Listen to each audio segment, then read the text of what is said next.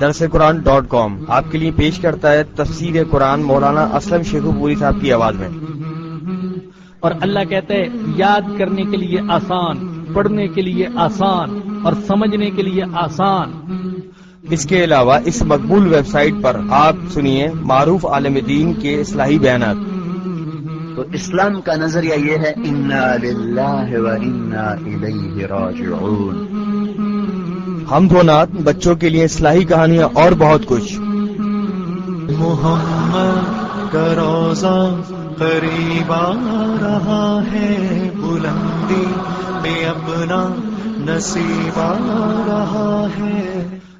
www.darsequran.com الحمد للہ وحدہ والصلاة والسلام على من لا نبی بعدہ، اما بعد فاعوذ باللہ من الشیطان الرجیم، بسم اللہ الرحمن الرحیم۔ یا ایہا الناس اتقوا ربکم الذی خلقکم من نفس واحدۃ وخلق منها زوجها وبث منہما رجالا کثیرا ونساء، واتقوا اللہ الذی تساءلون به والارحام، ان اللہ کان علیکم رقیبا۔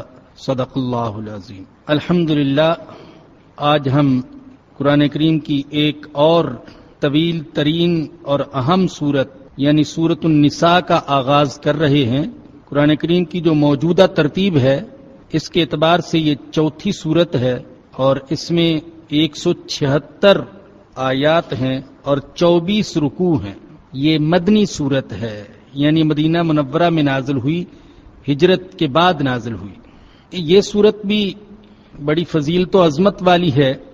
خاص طور پر اس کی بعض آیات کے بارے میں حضرت عبداللہ بن مسعود رضی اللہ تعالی عنہ نے فرمایا کہ اس سورت کے اندر 4 آیات ایسی ہیں کہ اگر ان کے بدلے میں مجھے دنیا و ما فیہا بھی دے دیا جائے تو مجھے منظور نہیں ہے۔ انشاءاللہ اپنے موقع پر یہ 4 آیات آئیں گی۔ ان میں سے ایک آیت نمبر 30 ہے، دوسری آیت نمبر 40 اور تیسری آیت نمبر 48 اور چوتھی آیت نمبر 64۔ ما قبل جو سورت گزری یعنی سورہ آل عمران، اس سورت کے ساتھ اس کی مناسبت یہ ہے کہ اس سورت کے اختتام پر جیسا کہ آپ پچھلے درس میں سن چکے تقوی کا حکم تھا، یا ایھا الذین آمنوا اصبروا وصابروا ورابطوا واتقوا اللہ، اور اللہ سے ڈرو۔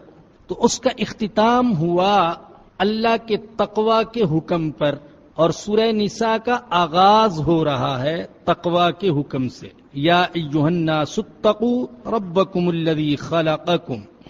اس سورت کو سورۃ النساء الکبریٰ بھی کہا جاتا ہے، اور اس کے مقابلے میں سورہ طلاق جو ہے اس کو کہا جاتا ہے سورۃ النساء القصریٰ، چھوٹی سورۃ النساء، اور یہ بڑی سورۃ النساء۔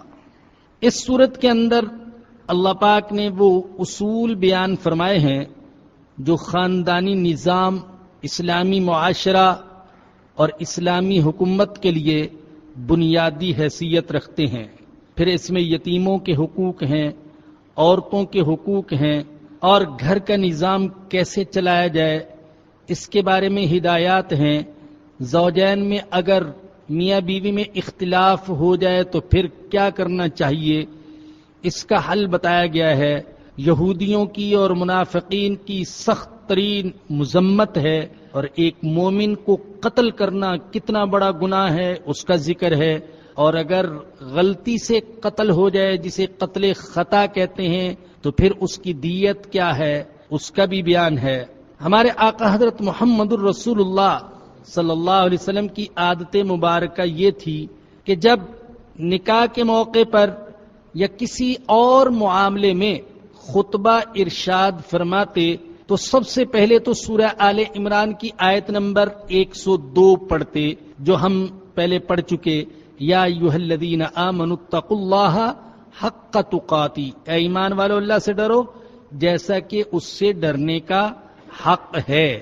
اور اس کے بعد سورہ نساء کی یہ آیت کریمہ پڑھتے، یا ایھا الناس اتقوا ربکم الذی خلقکم، اے انسانوں اپنے رب سے ڈرو۔ اس میں بھی تقوی کا حکم ہے اور اس میں بھی تقوی کا حکم ہے۔ اس دیواجی زندگی کا آغاز ہو رہا ہے اور پڑھی جا رہی ہیں وہ آیات جن میں تقوی کا حکم ہے، تقوی کا حکم۔ اس موقع پر تقوی والی آیات کیوں پڑھی جا رہی ہیں؟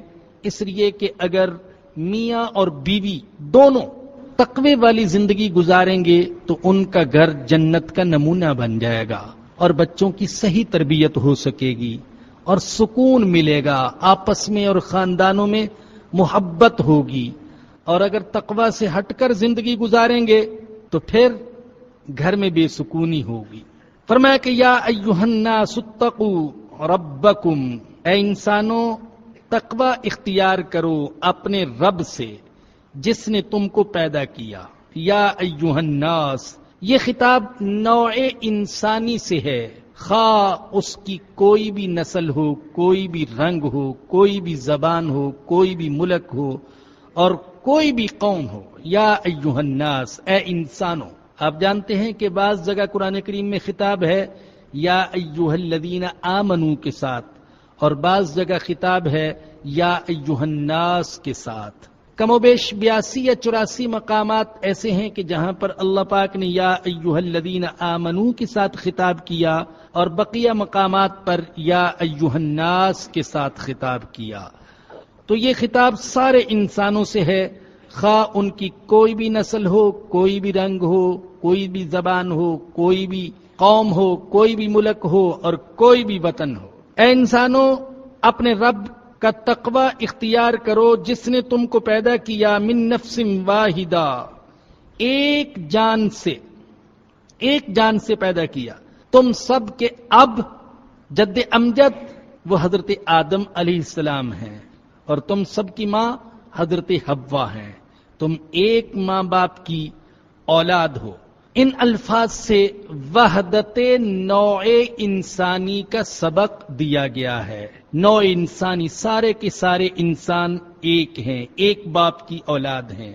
مذہب کا اختلاف اپنی جگہ پر ہے، لیکن بہرحال اس آیت کریمہ سے وحدت نوع انسانی کا سبق ملتا ہے، خواہ کالے ہوں یا گورے ہوں، ہندی ہوں یا چینی ہوں، ایشیائی ہوں یا امریکی ہوں اور آج کے ہوں یا کل کے ہوں، امیر ہوں یا غریب ہوں اور حسین و جمیل ہوں یا کہ سادہ صورت والے ہوں، سب کا جد اعلیٰ وہ ایک ہے، حضرت آدم علیہ السلام۔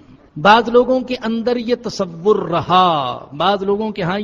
رہا کہ گوروں کا جد امجد اور ہے اور کالوں کا جد امجد اور ہے اور رنگ دار لوگوں کا جد امجد اور ہے، یہ تصور رہا۔ اور آپ کی معلومات میں اضافے کے لیے عرض کر دوں کہ بہت ساری تفسیروں میں یہ بھی بحث ملتی ہے کہ آدم ایک تھے یا آدم کئی تھے، یہ بھی بحث ہوئی ہے۔ بعض مفسرین کی رائے یہ ہے کہ آدم بہت سارے تھے، کئی آدم تھے، لیکن اکثریت ہمارے مفسرین کی اور جس پر اہل سنت والجماعت کا اتفاق ہے وہ یہ کہ آدم ایک تھے اور انہی سے ساری نسل چلی۔ تو یہ تصور رہا کہ گوروں کا جد امجد اور کالوں کا جد امجد اور، شاہوں کا نسب اور عوام رعایا اور غریبوں کا نسب اور۔ بعض بادشاہوں نے اپنے عوام کے ذہنوں میں یہ بات بٹھا رکھی تھی، ان میں سے کوئی کہتا تھا کہ میرا رشتہ سورج سے ملتا ہے، کوئی کہتا تھا کہ میرا رشتہ چاند سے ملتا ہے، کوئی کہتا تھا کہ میری رگوں میں خدائی خون دوڑ رہا ہے، میں ایک انوکھی مخلوق ہوں، سب سے اعلیٰ مخلوق، لہذا بادشاہی یہ صرف میرے خاندان کا حق ہے، کسی اور کو بادشاہ بننے کی اجازت نہیں ہے۔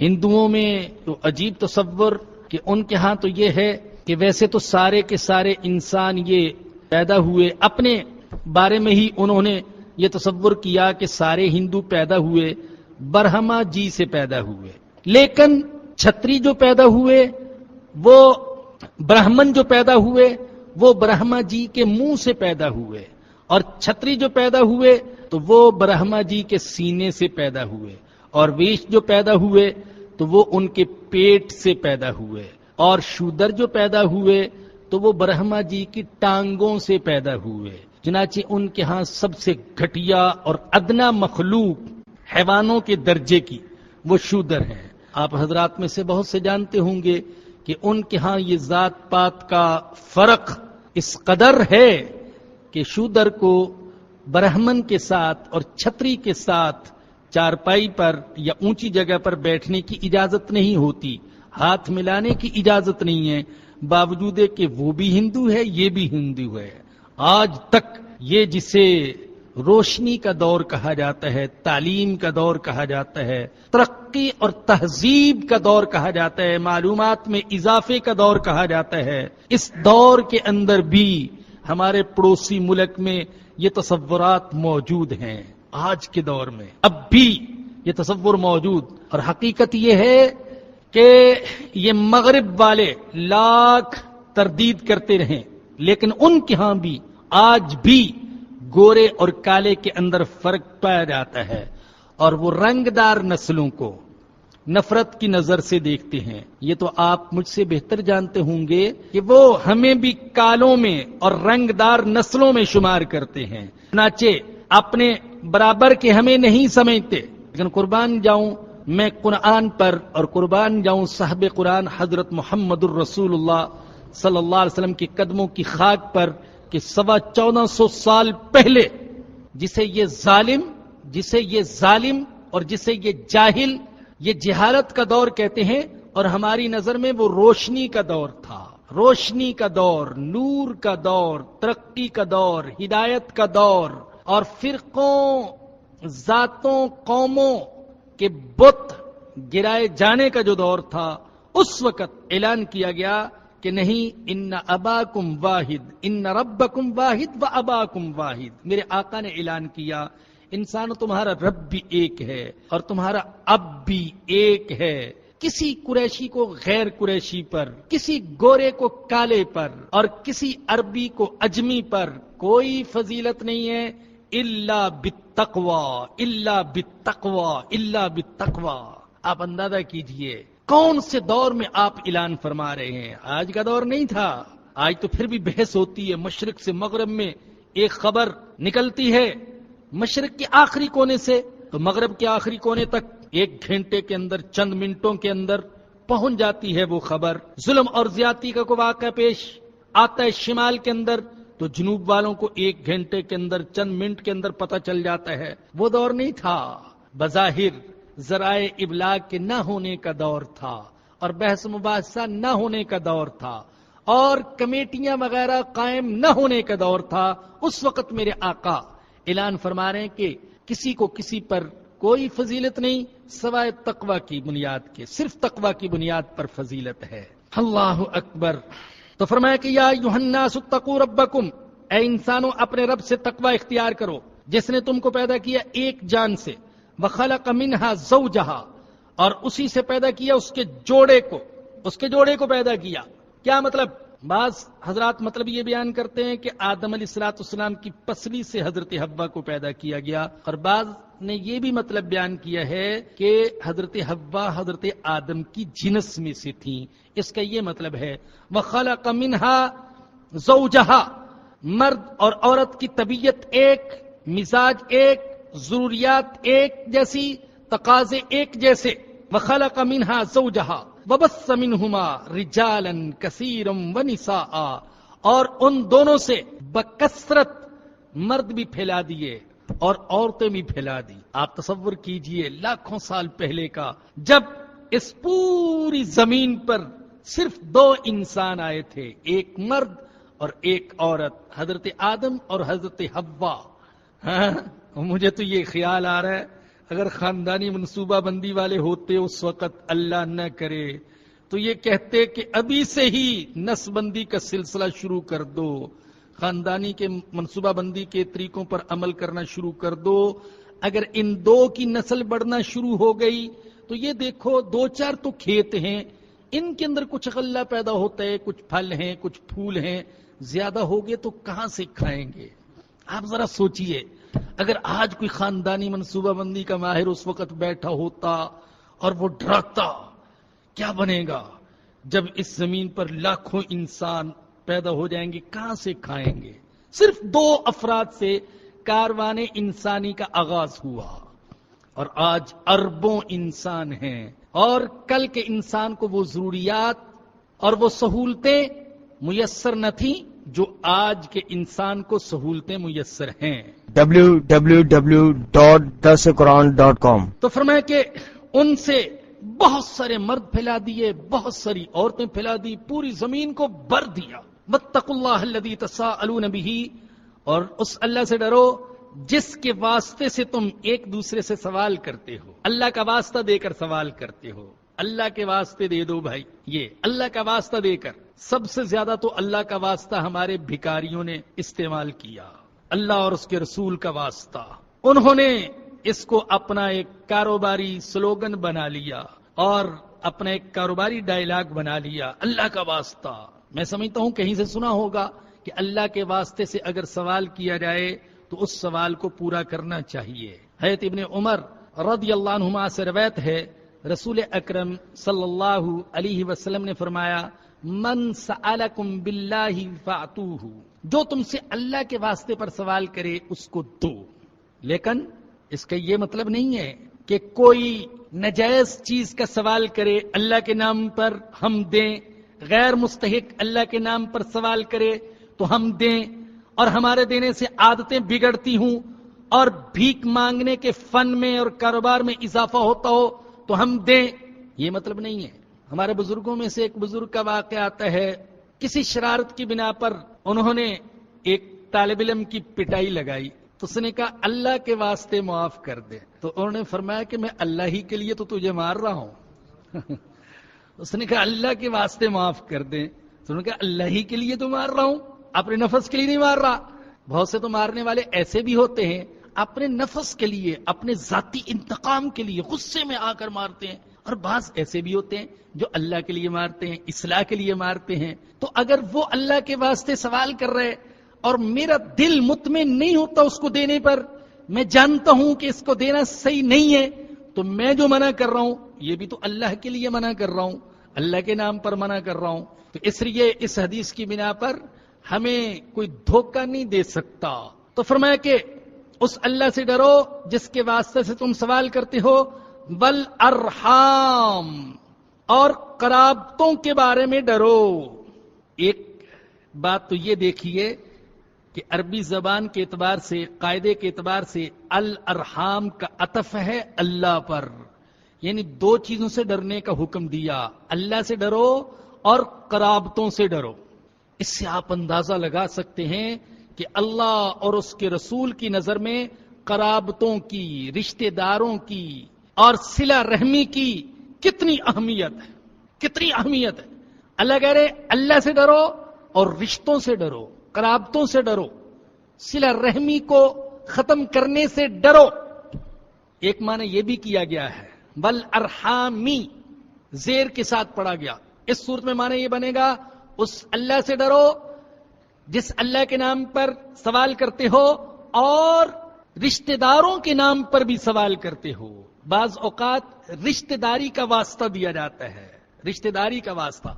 میرے آقا حضرت محمد الرسول اللہ صلی اللہ علیہ وسلم نے بھی قریش کو رشتہ داری کا واسطہ دیا تھا۔ جب دیکھا کہ ان کا جور و جفا انتہا کو پہنچ گیا اور کوئی بات ان پر اثر نہیں کرتی، اللہ کا واسطہ، اللہ کی باتیں، اللہ کی عظمت، اللہ کا عذاب سے ڈرانا، یہ کوئی چیز ان پر اثر نہیں کرتی، تو آپ نے فرمایا قُلْ لَا أَسْأَلُكُمْ عَلَيْهِ أَجْرًا إِلَّا الْمَوَدَّةَ فِي الْقُرْبَى، ارے کسی چیز کا لحاظ نہیں کرتے تو کم از کم رشتہ داری کا لحاظ کرو۔ یہ تو تم بھی مانتے ہو کہ میں تمہارا رشتہ دار ہوں، کسی کا بھتیجا ہوں، کسی کا بھانجا ہوں، جانتے ہو، تو کم از کم اس رشتہ داری کا ہی لحاظ کر لو اور اتنی زیادتی تو نہ کرو۔ تو اس لیے یہ معنی بھی بن سکتا ہے۔ بتانا یہ ہے کہ اس آیت کریمہ سے صلہ رحمی کی اہمیت سمجھ میں آتی ہے۔ رحم اس حصے کو کہتے ہیں جسم کے جس میں بچہ پرورش پاتا ہے. تو گویا کہ جن رشتوں کا تعلق اس رحم کے ساتھ ہے ان کو ذوی الارحام کہتے ہیں. اب چچا کا تعلق اسی سے ہے، پھپھی کا تعلق اسی سے ہے، ماموں کا تعلق اسی سے ہے. یہ جو رشتے ہیں یہ ہیں ذوی الارحام، اور ان رشتہ داروں کے حقوق کے ادا کرنے کو کہتے ہیں صلہ رحمی، اور ان رشتوں کے توڑنے کو کہتے ہیں قطع رحمی. مجھے معلوم ہے بعض اوقات ایسا بھی ہوتا ہے کہ رشتہ داروں کی طرف سے زیادتیاں ہوتی ہیں. ہم میں سے ہر ایک یہ سوچتا ہے میری طرف سے کوئی زیادتی نہیں، ساری زیادتی چچا کر رہا ہے، ساری زیادتی بھائی کر رہا ہے، ساری زیادتی ماموں کر رہا ہے، خالو کر رہا ہے. بہت سی باتیں ذہن میں آتی ہیں، لیکن ہمیں حد الامکان اللہ اور اس کے رسول صلی اللہ علیہ وسلم کے فرامین پر عمل کرنا ہے اور قطع رحمی سے بچنا ہے اور صلہ رحمی کی کوشش کرنی ہے. اس لیے کہ میرے بھائیوں اور میری بہنوں، صلہ رحمی کی بڑی اہمیت ہے اور قطع رحمی کی بڑی مذمت ہے. آپ اندازہ نہیں کر سکتے. سورہ محمد میں آیا، اللہ نے فرمایا کہ فَهَلْ أَسَيْتُمْ إِن تَوَلَّيْتُمْ أَن تُفْسِدُوا فِي الْأَرْضِ وَتُقَطِّعُوا أَرْحَامَكُمْ. ہو سکتا ہے کہ تم زمین میں فساد کرو اور رشتوں کو توڑو، رشتوں کو توڑو اور رشتوں کے حقوق ادا نہ کرو. تو کیا فرمایا؟ اولئک الذین لعنہم اللہ فاصمہم واعمی ابصارہم. یہ وہ لوگ ہیں جن پر اللہ نے لعنت کی، ان کو بہرا کر دیا، ان کو اندھا کر دیا. اندازہ کیجیے، جو زمین میں فساد مچاتے ہیں اور جو رشتوں کو توڑتے ہیں اور رشتہ داروں پر ظلم کرتے ہیں، ان کے بارے میں کہا جا رہا ہے. اور ایک حدیث میں آتا ہے، رسول اکرم صلی اللہ علیہ وسلم نے فرمایا کہ اللہ پاک نے جب ساری مخلوق پیدا کر لیا اور مخلوق کو پیدا کر کے فارغ ہو گئے تو رحم کھڑا ہو گیا، رشتہ کھڑا ہو گیا. اب کیسے کھڑا ہو گیا مجھے نہیں معلوم، آپ کو بھی معلوم نہیں، کسی کو بھی معلوم نہیں. ممکن ہے کہ ایک فرضی انداز میں بات کو بیان کرنا مقصود ہو، ممکن ہے کہ حقیقت ہو کوئی. بہرحال عرش الہی کو پکڑ کر کھڑا ہو گیا اور کہنے لگا کہ اے اللہ، یہ مقام ہے قطع رحمی سے پناہ مانگنے کا، تو میں پناہ مانگتا ہوں. تو اللہ نے فرمایا رشتے سے خطاب کرتے ہوئے، رحم سے خطاب کرتے ہوئے، اما ترضین انی اصل من وصلک واقطع من قطعک. کیا تم اس بات پر راضی نہیں ہو کہ جو رشتوں کا لحاظ کرے گا اور رشتوں کو جوڑے گا اس سے میں اللہ اپنا تعلق جوڑوں گا، اور جو رشتوں کو توڑے گا اس سے میں اللہ اپنا تعلق توڑ دوں گا. یہاں تک کہ اگر رشتہ دار کافر ہے، مشرک ہے، بدعتی ہے، تو بھی اس کے حقوق ادا کرنے ہیں. یہ یاد رکھیے. بعض لوگ آج کل کہتے ہیں میرا مسلک یہ ہے اور میرے فلاں رشتہ دار کا مسلک یہ ہے، تو کیا میں اس کے ساتھ حسن سلوک کروں؟ میرا فرقہ یہ ہے، اس کا فرقہ یہ ہے، اور میری جماعت یہ ہے اور اس کی جماعت یہ ہے، تو کیا اس کے ساتھ حسن سلوک کر سکتا ہوں؟ کیوں نہیں؟ اگر رشتہ دار کافر اور مشرک ہے تو بھی اس کے حقوق ادا کرنے ہیں. حدیث میں آتا ہے سیدنا ابو بکر صدیق رضی اللہ تعالی عنہ کی لختے جگر حضرت اسماء نے پوچھا، یا رسول اللہ میری والدہ کافرہ ہیں، اصل امی، کیا میں اپنی کافرہ اور مشرکہ ماں کے حقوق ادا کروں؟ آپ نے فرمایا ہاں، اس کے بھی حقوق ادا کرنا تم پر لازم ہے. تو میرے بھائیوں اور بہنوں، رشتوں کے حقوق ادا کرنے سے ایک خاندانی نظام برقرار رہتا ہے، اور اسلام خاندانی نظام کا حامی ہے. اللہ کا لاکھ لاکھ شکر ہے، یورپ کی بے پناہ کوششوں کے باوجود، بے انتہا پروپیگنڈے کے باوجود، اور شہوت پرستی کو رواج دینے کے باوجود، اور دولت کو ہمارے لیے خدا بنا دینے کے باوجود، اب بھی کسی نہ کسی انداز میں مسلمانوں کے اندر خاندانی نظام باقی ہے. جبکہ مغرب کے اندر خاندانی نظام ٹوٹ پھوٹ کا شکار ہو چکا. وہاں بہت سے بچے ایسے ہیں جن کو پتہ نہیں کہ ان کا باپ کون ہے اور ان کی ماں کون ہے. باپ کا تو اکثر کو پتہ نہیں، اور یہ رشتے کہ یہ ماموں ہے اور یہ خالہ ہے اور یہ پھوپھی ہے، ان کو تو وہ بھول ہی چکے. خاندانی نظام ٹوٹ پھوٹ کا شکار ہے اور وہ چاہتے ہیں کہ یہاں پر بھی ایسا ہو جائے. الحمدللہ جب تک ہمارا قرآن اور حدیث کے ساتھ تعلق رہا، انشاءاللہ یہ خاندانی نظام برقرار رہے گا. اس میں بڑی برکتیں ہیں. یہ خاندانی نظام میں جو محبتیں الفتیں ہوتی ہیں یہ پھر بڑھتی ہیں، آگے پھیلتی چلی جاتی ہیں. تو حتی الامکان اس کا لحاظ کیجئے. بہت سے بھائی، بہت سی بہنیں فون پر پوچھتے ہیں اور دوسرے طریقے سے فلاں رشتہ دار یہ زیادتی کرتے، فلاں رشتہ دار یہ زیادتی کرتے. میں مان ہی لیتا ہوں چلو زیادتی کرتے ہوں گے، لیکن بسا اوقات یہ بھی ہوتا ہے کہ ہمیں دوسرے کی زیادتی نظر آتی ہے لیکن اپنی زیادتی نظر نہیں آتی. خدا را ایسا نہ کیجیے، اپنی زیادتیوں کو بھی دیکھیے، اپنا بھی محاسبہ کیجیے، اپنے اوپر بھی تنقیدی نظر ضرور ڈالیے. ہو سکتا ہے کہ غلطی اپنے اندر ہی نظر آ جائے. تو فرمایا کہ واتقوا اللہ الذی تساءلون بہ والارحام ان اللہ کان علیکم رقیبا.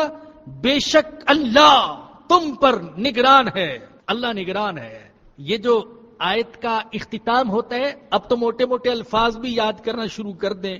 الحمدللہ نواں پارہ ختم ہونے والا ہے تو موٹی موٹی باتیں یاد کرنا شروع کر دیں. بھائی یہ جو آیت کا اختتام ہوتا ہے اس کو کہتے ہیں خواتیم الآیہ.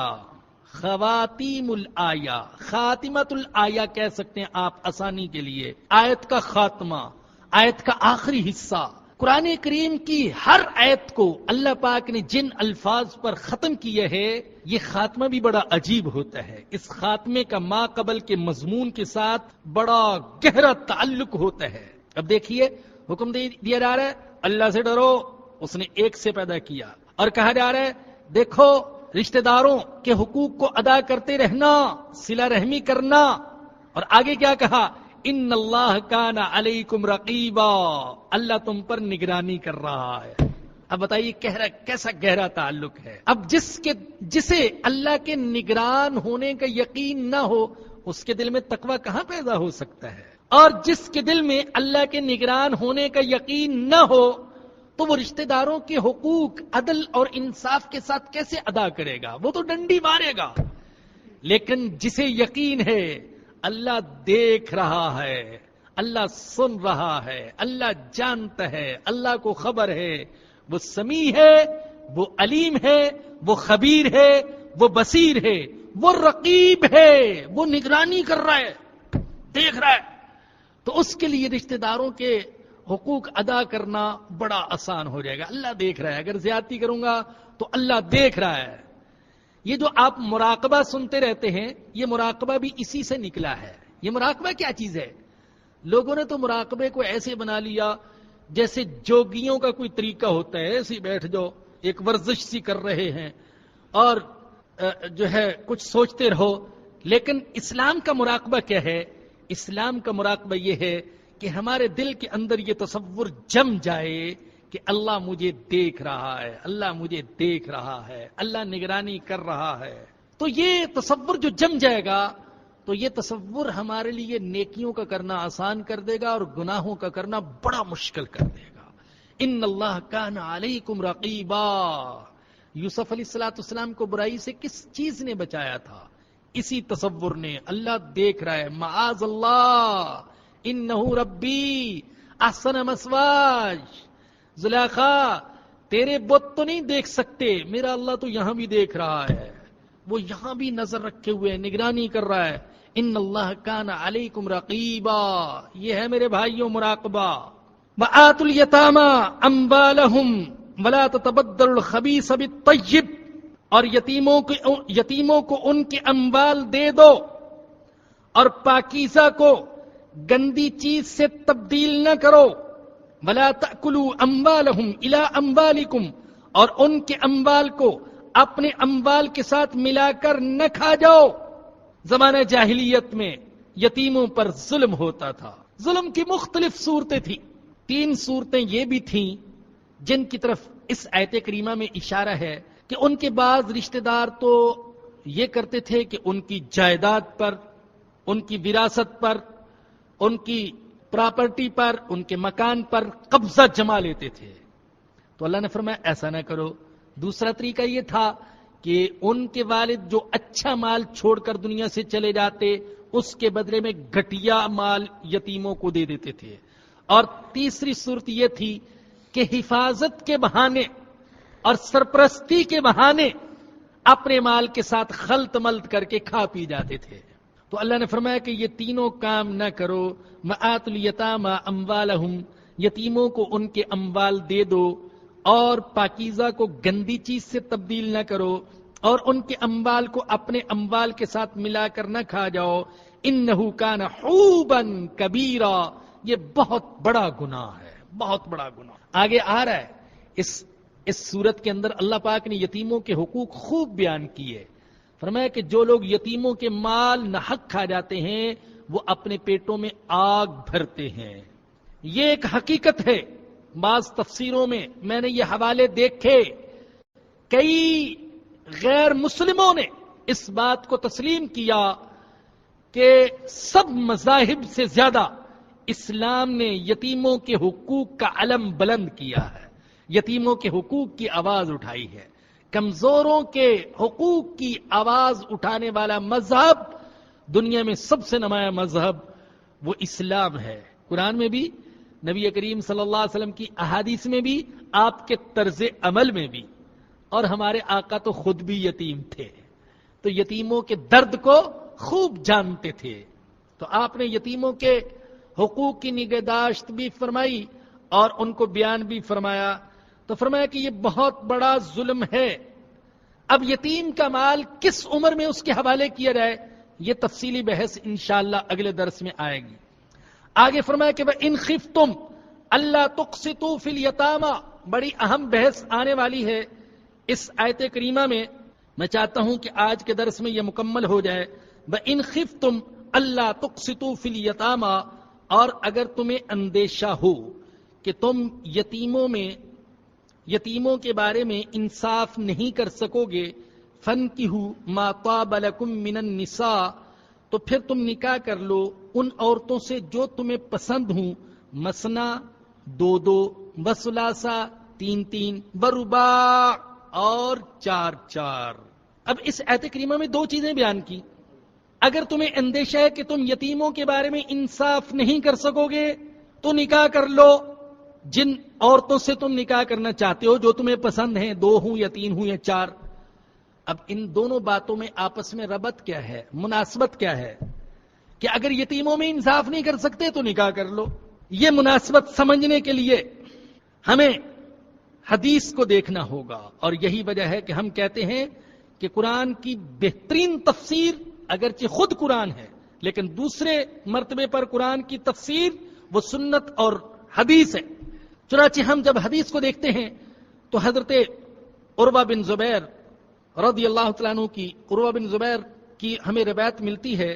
وہ فرماتے ہیں کہ میں نے سیدہ عائشہ صدیقہ رضی اللہ تعالیٰ عنہ سے سوال کیا اس آیت کریمہ کے بارے میں کہ اس میں اللہ نے 2 باتیں بیان فرمائی، ان کا آپس میں تعلق کیا ہے، ربط کیا ہے، مناسبت کیا ہے. تو سیدہ عائشہ نے فرمایا یہ آیت کریمہ اس یتیم بچی کے بارے میں ہے جو اپنے کسی ولی کی کفالت اور پرورش میں ہوتی تھی، اور اس کا ولی اس یتیم بچی کے حسن و جمال کی وجہ سے یا مالداری کی وجہ سے اس سے نکاح کرنا تو چاہتا تھا اور نکاح کر بھی لیتے تھے، لیکن انصاف نہیں کرتے تھے، حقوق ادا نہیں کرتے تھے. تو اللہ نے فرمایا کہ اگر تم یہ سمجھتے ہو کہ یتیم بچیوں کے ساتھ نکاح کرنے کی صورت میں ہم انصاف نہیں کر سکیں گے تو پھر دوسری عورتوں سے نکاح کر لو. یتیم بچیوں سے کیوں نکاح کرتے ہو جن کے ساتھ انصاف نہ کرنے اور ظلم کا معاملہ کرنے کا اندیشہ ہے. اور حضرت ابن عباس رضی اللہ عنہ فرماتے ہیں، یہ مطلب بیان فرماتے ہیں کہ ما خفتم اللہ تقسطوا فی الیتامى فَكَذَلِكَ فَخَافُوا فِي النِّسَاءِ، جیسے یتیموں کے بارے میں تمہیں اندیشہ ہے کہ تم انصاف نہیں کر سکو گے، تو اسی طریقے سے تم عورتوں کے بارے میں بھی اللہ سے ڈرو کہ کہیں تم ان میں بھی انصاف نہ کر سکو، لہذا اتنی ہی عورتوں سے نکاح کرو جن کے حقوق تم ادا کر سکتے ہو اور جن کے ساتھ تم انصاف کر سکتے ہو، اس لیے کہ یتیم بھی کمزور ہیں، عورت بھی کمزور ہے، لہذا دونوں کے بارے میں اللہ نے حکم دیا انصاف کرنے کا اور خود اللہ سے ڈرنے کا حکم دیا۔ زمانے جاہلیت میں ایسا بھی ہوتا تھا کہ ایک ایک شخص 10 نکاح کر لیتا، لیکن حقوق ادا نہیں کرتے تھے۔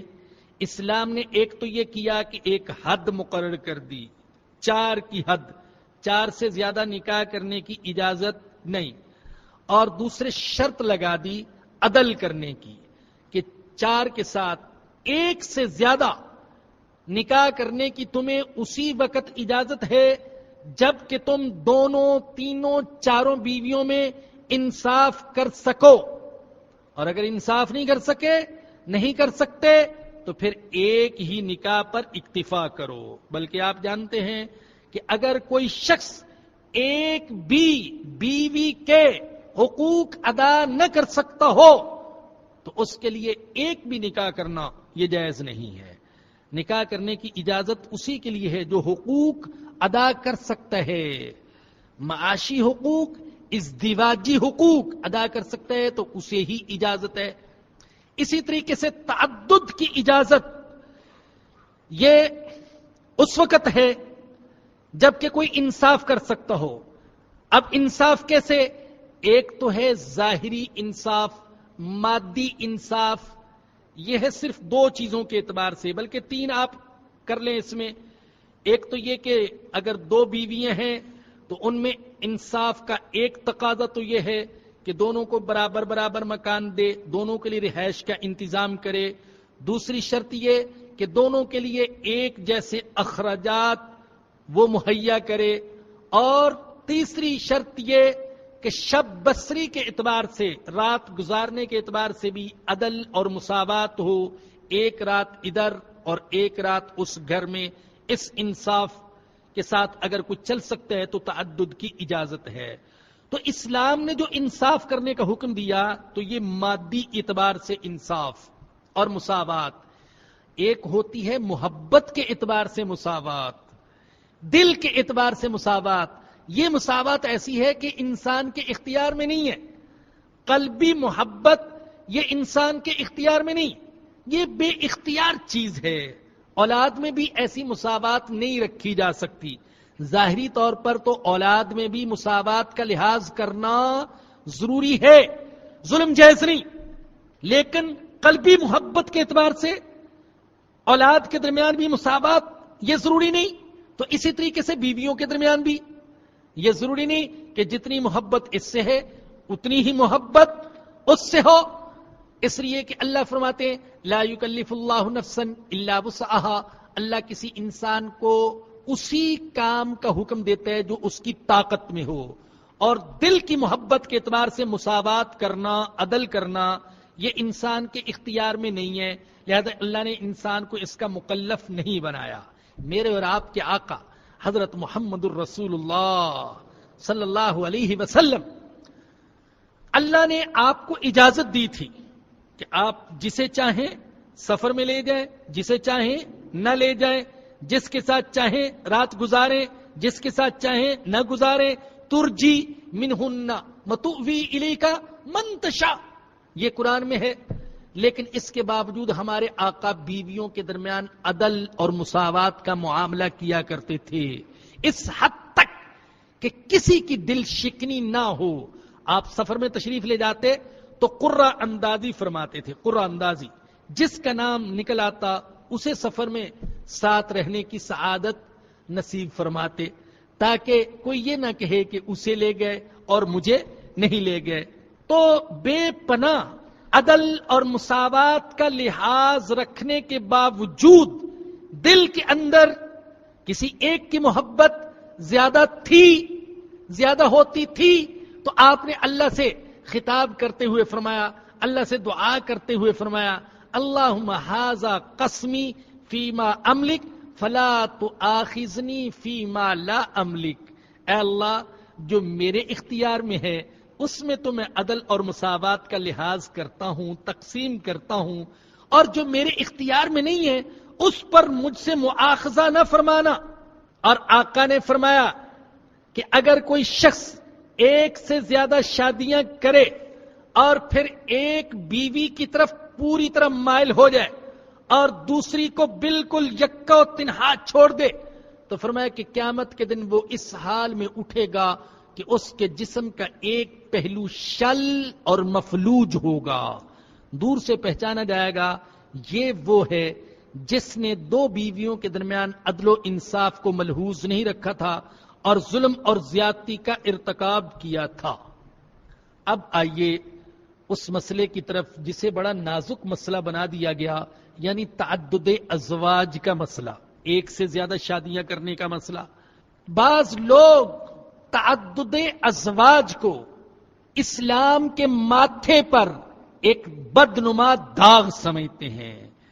جن مسائل کی وجہ سے لوگوں نے اسلام پر اعتراضات کیے، جہاد کی وجہ سے، غلام اور لونڈی کا مسئلہ، غلام اور لونڈی کا مسئلہ اگر آج کی نشست میں آ گیا تو ٹھیک ہے، ورنہ انشاءاللہ اگلی نشست میں وہ آ رہا ہے۔ تو یہ بعض مسائل ایسے ہیں۔ اسی طریقے سے تعدد ازواج کا مسئلہ تو سمجھتے ہیں کہ یہ اسلام کے ماتھے پر بدنما داغ ہیں، اسلام کے کمزور پہلو ہیں۔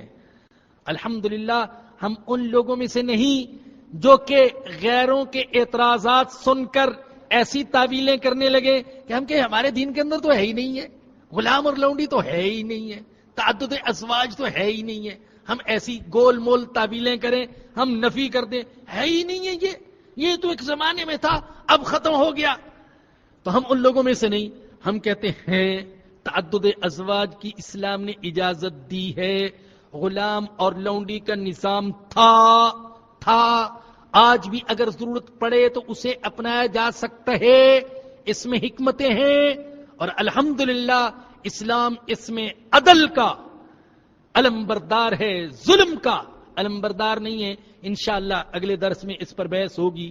تو تعدد ازواج اسلام کے نام پر کوئی داغ نہیں ہے، اسلام کے ماتھے پر کوئی داغ نہیں ہے، اسلام کا کوئی کمزور پہلو نہیں ہے۔ اور یہ بھی جان لیں کہ تعدد ازواج صرف مسلمانوں میں اس کا رواج نہیں رہا، صرف اسلام نے اس کی اجازت نہیں دی، دوسرے مذاہب میں بھی اس کی اجازت دی گئی۔ انسائکلوپیڈیا برٹانیکا میں ہے کہ دنیا میں تقریباً 550 اقوام ہیں، تقریباً کم و بیش، واللہ عالم بالصواب۔ ان میں سے 415 قوموں کے اندر تعدد ازواج کا رواج ہے۔ یہودیت میں بھی تعدد کو جائز قرار دیا گیا، عیسائیت میں بھی تعدد کو، ایک سے زیادہ شادیوں کو جائز قرار دیا گیا۔ آپ بائبل اٹھا کر دیکھیں تو آپ کو بائبل کے مطالعے سے پتہ چلے گا کہ حضرت موسیٰ علیہ السلام کی 4 بیویاں تھیں، حضرت ابراہیم علیہ السلام کی 3 بیویاں تھیں، حضرت یعقوب علیہ السلام کی 4 بیویاں تھیں، داؤد علیہ السلام کی 10 بیویاں تھیں، اور بائبل کے اندر حضرت سلیمان علیہ السلام کے بارے میں تو لکھا ہے کہ ان کی 700 بیویاں تھیں۔ بائبل کی روایت ہے، واللہ عالم بالصواب۔ تو مختلف انبیاء کرام علیہ السلام نے متعدد شادیاں کی۔ الہامی مذاہب میں تعدد تو ثابت ہے، غیر الہامی مذاہب میں سے سب سے بڑا مذہب جو ہے وہ ہندو مذہب ہے۔ خود ہندو مذہب کے اندر بھی تعدد کو جائز قرار دیا گیا ہے، بلکہ بعض ہندو مذہبی شخصیات ایسی ہیں کہ جن کی 100 بیویاں، آپ ان کے مذہبی لٹریچر کا مطالعہ کر کے دیکھیں۔ اور پچھلے دنوں میں نے اخبار میں دیکھا، ایک کالم نگار نے اس پر کالم بھی لکھا تھا، شاید آپ کی نظر سے گزرا ہو۔ انہوں نے کہا اس وقت انڈیا میں ایک شخص کا حوالہ دیا کہ اس کی 50 بیویاں ہیں۔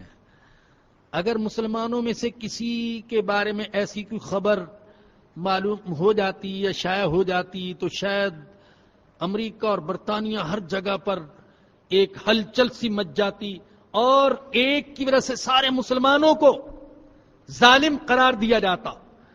لیکن چونکہ ہندو مذہب کا مسئلہ تھا تو ایک کالم نگار کے کالم تک بات محدود رہی. پھر اہل علم نے متعدد دلائل دیے ہیں، عقلی دلائل، نقلی دلائل، جن سے تعدد کا جواز ثابت ہوتا ہے. میں چند موٹی موٹی باتیں اشارتاً کروں گا، تفصیل کا موقع نہیں ہے. پہلی بات تو یہ ہے کہ یہ میڈیکل طور پر ثابت ہے کہ صحت مند مرد جو ہوتا ہے اس کے اندر عورت کے مقابلے میں شہوت زیادہ ہوتی ہے. دوسری بات یہ کہ عام طور پر چند استثناء کے علاوہ عام طور پر مرد کا مزاج گرم اور عورت کا مزاج سرد ہوتا ہے.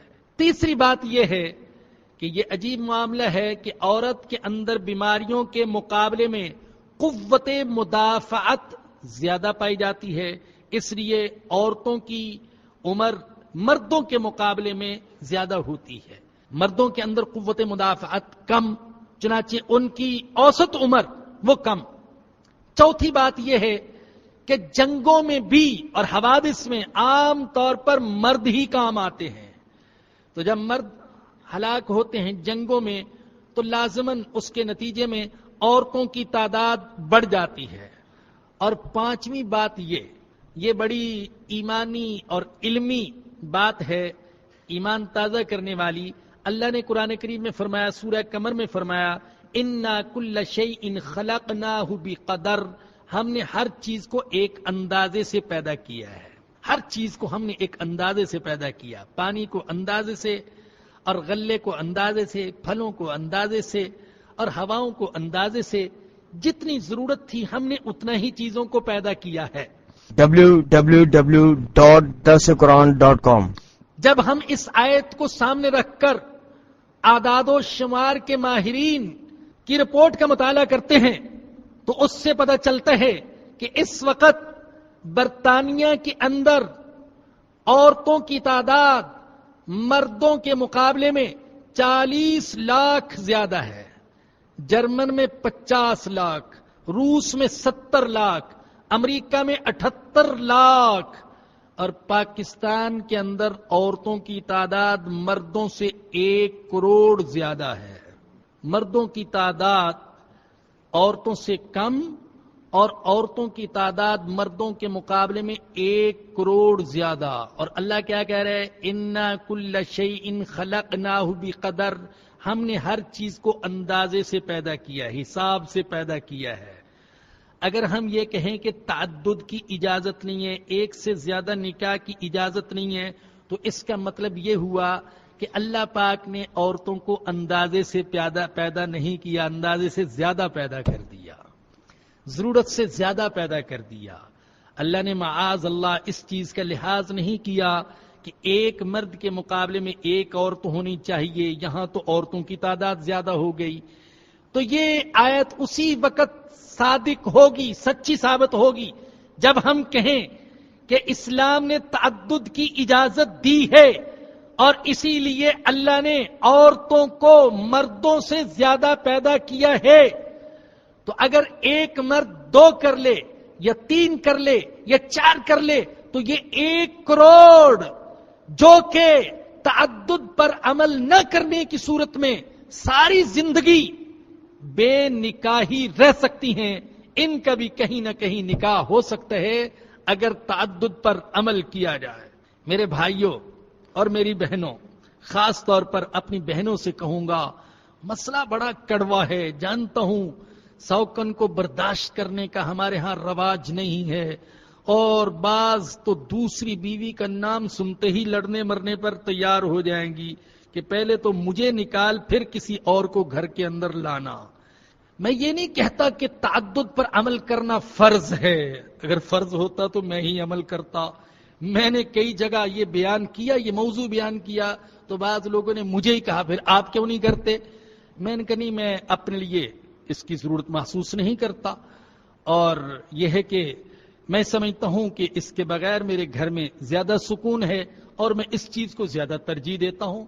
بہرحال میں نے ایسا کیا. بہت سے ایسے علماء بھی تھے جنہوں نے ساری زندگی شادی نہیں کی، مستقل کتاب لکھی شیخ عبد الفتاح ابو غدہ نے، العلماء العزاب، جس کا آپ سادہ ترجمہ کریں تو چھڑے علماء، یعنی ایسے علماء بھی گزرے ہیں جنہوں نے ساری زندگی نکاح ہی نہیں کیا، اور کس وجہ سے؟ علمی مصروفیات کی وجہ سے، عملی مصروفیات کی وجہ سے، دعوت کی مصروفیت کی وجہ سے، جہاد کی مصروفیت کی وجہ سے ساری زندگی ایسے لگے رہے علم اور دین کی خدمت میں کہ شادی کی طرف توجہ دینے کا موقع ہی نہیں ملا۔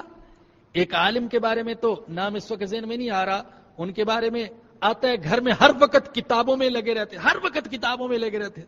بیوی نے تنگ آ کر کہا لوگوں کی تو 2-3 سونکنیں ہوتی ہیں، میرے گھر میں تو اتنی ساری سونکنیں جمع ہیں، اتنی ساری سونکنیں جمع کر رکھی ہیں ہر وقت اور میری طرف کوئی توجہ ہی نہیں ہے۔ تو ایسا بھی ہوا۔ حضرت مولانا محمد یوسف صاحب رحمت اللہ علیہ تبلیغی جماعت والے، ان کے حالات میں پڑا، کئی مہینے گزر جاتے تھے، گھر نہیں جاتے تھے، توجہ ہی نہیں۔ ایسا ایک غلبہ تھا دماغ پر تبلیغ کا، دعوت کا، دین کا اور نبی کریم صلی اللہ علیہ وسلم والی فکر کا کہ ادھر توجہ ہی نہیں ہے۔ تو بھائی اگر کوئی بالکل ہی نکاح نہ کرے بشرطے کہ وہ گناہ سے بچ سکتا ہو تو اسلام اس کو اس کی اجازت دیتا ہے، اور اگر ایک ہی پر اکتفا کرے اسلام اس کی بھی اجازت دیتا ہے۔ 2 یا 3 شادیاں کرنا یہ فرض اور واجب نہیں ہے، لیکن خدا را اس کو حرام نہ بنا دو۔ ہمارے معاشرے میں تو اس کو حرام بنا دیا گیا۔ اگر پتہ چل جائے دوسری شادی کر لی، اچھا دوسری شادی، اچھا بڑا عیاش ہے، بڑا عیاش ہے، یعنی عیاشی کے تانے لگنے لگتے ہیں اگر پتہ چل جائے کہ کسی نے دوسری شادی کر لی۔ خدا را اگر ہم نے دوسری شادی کو حرام کا درجہ دے دیا تو معاشرے میں بدکاری عام ہو جائے گی، اور ہو رہی ہے۔ اور میں ایک بات کہتا ہوں، میں تو غور و فکر کے بعد اس نتیجے پر پہنچا کہ تعدد کے سارے ہی قائل ہیں، مسلم ہوں یا غیر مسلم، سب ہی قائل ہیں، ایک سے زیادہ عورتوں کے سب ہی قائل ہیں۔ صرف مسلمان ہی نہیں، عیسائی بھی، یہودی بھی، ہندو بھی، اس وقت کے یورپ والے بھی جو عورت کے حقوق کے جھنڈے بلند کرتے ہیں اور سب سے بڑے علم بردار بنتے ہیں حقوق کے نسواں کے، وہ بھی تعدد کے قائل ہیں، لیکن وہ تعدد کے قائل ہیں ناجائز تعلق کے ساتھ، ہم تعدد کے قائل ہیں جائز تعلق کے ساتھ۔ وہ بھی تعدد کے قائل ہیں، ایک مرد ہے 10 عورتوں کے ساتھ تعلق، ایسے عیاش بھی ہیں ہر مہینے نئی عورت کے ساتھ تعلق، اور ہر رات ایک نئی عورت کے ساتھ رات کا گزارنا، شب بسری۔ اسلام اس کی اجازت نہیں دیتا۔ وہ تعدد کے قائل ہیں ناجائز تعلق کی صورت میں، زنا اور بدکاری کی صورت میں، اور اسلام تعدد کی اجازت دیتا ہے نکاح کی صورت میں، جائز تعلق کی صورت میں۔ اگر تم ضرورت محسوس کرتے ہو کہ ایک سے زیادہ شادیاں ہوں تو پھر شادی کرو اسلامی طریقے کے مطابق، ناجائز تعلق قائم نہ کرو۔ تو فرمایا کہ فن کی ہو، نکاح کر لو جو عورتوں تمہیں پسند ہوں، 2 3 3 4 4۔ فَإِنْ خِفْتُمْ أَلَّا تَعْدِلُوا فَوَاحِدَةً، اور اگر تمہیں اندیشہ ہو کہ عدل نہیں کر سکو گے، فَوَاحِدَةً، تو پھر ایک ہی سے نکاح کرو۔ اگر تم عدل نہیں کر سکتے تو پھر ایک ہی پر اکتفا کرو۔ او ما ملکت ایمانکم، یا جو لونڈی تمہاری ملک میں ہو اس سے اپنی شہوت پوری کر سکتے ہو۔ اب یہ جو لونڈی والا مسئلہ ہے انشاءاللہ اگلے درس میں بیان ہوگا۔ ذالک ادنا اللہ تعولوا، اس میں زیادہ توقع ہے کہ تم ظلم نہیں کرو گے۔ وآخر دعوانا الحمدللہ رب العالمین۔ ایک گزارش تو یہ کرنی ہے بھائی کہ میری اپنی کچھ مصروفیات بھی ہیں، طبیعت بھی ٹھیک نہیں رہتی، اور یہ درس کے سلسلے بھی ہیں جو متعین دروس ہیں۔ الحمدللہ وہاں گلشن معمار میں، جامع مسجد طوابین میں مختصر درس ہوتا ہے لیکن روزانہ درس ہوتا ہے، یہاں ہفتہ واری درس ہوتا ہے، پھر بلوچ کالونی میں درس ہوتا ہے، بہادر آباد میں درس ہوتا ہے۔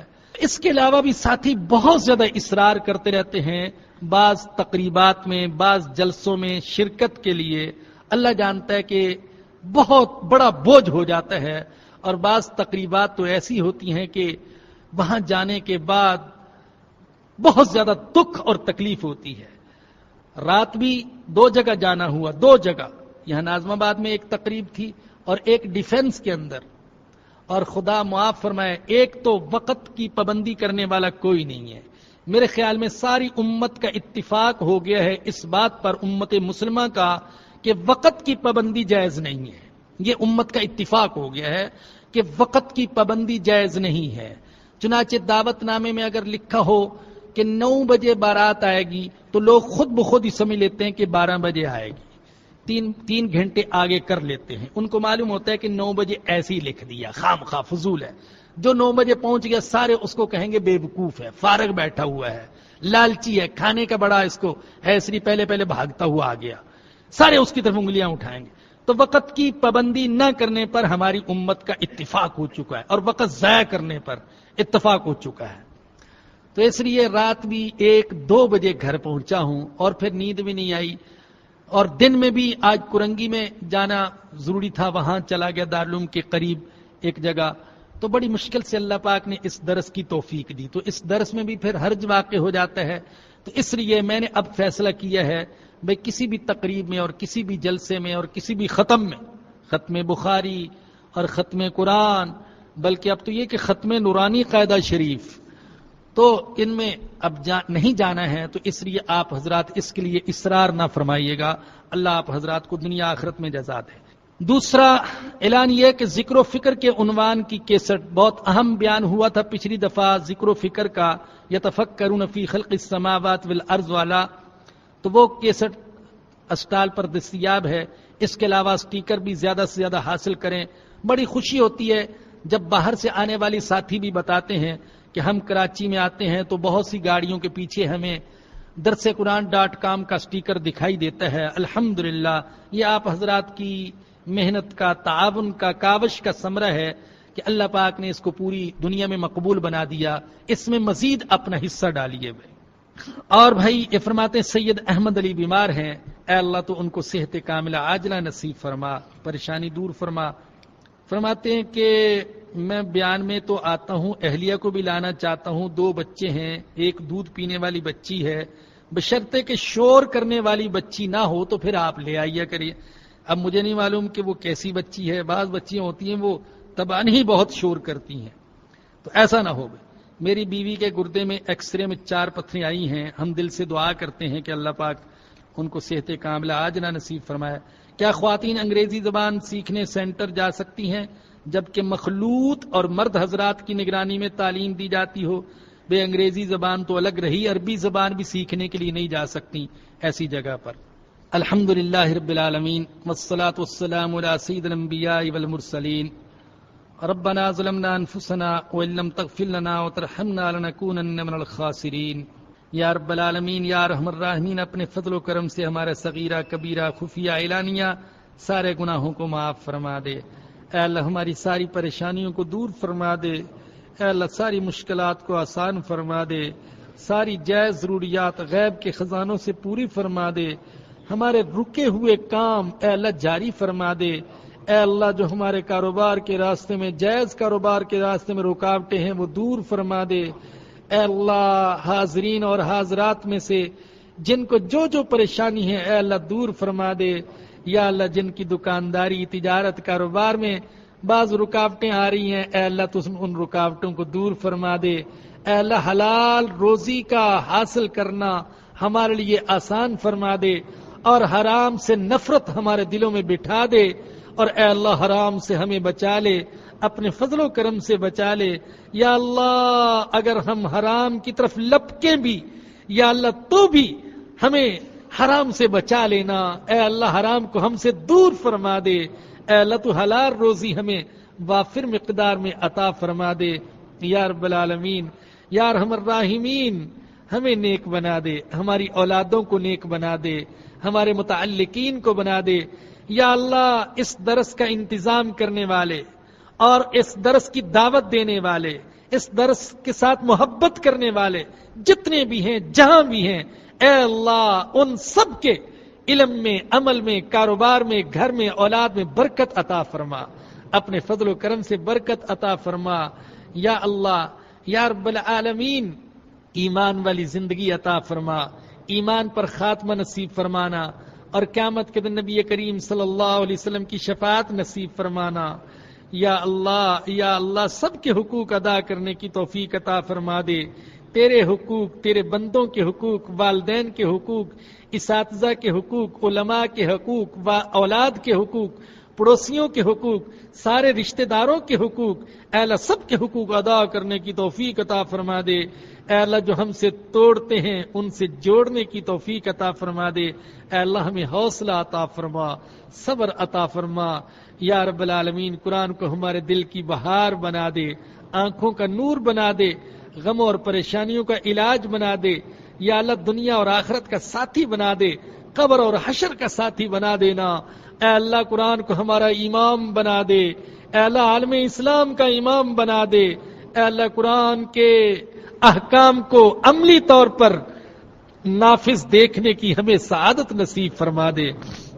اے اللہ عالم اسلام کو اچھی قیادت نصیب فرما دے. جو والدین اپنی نوجوان اولاد خصوصاً بچیوں کے رشتوں کے سلسلے میں پریشان ہیں، یا رب العالمین یا ارحم الراحمین ان کی پریشانی کو دور فرما دے.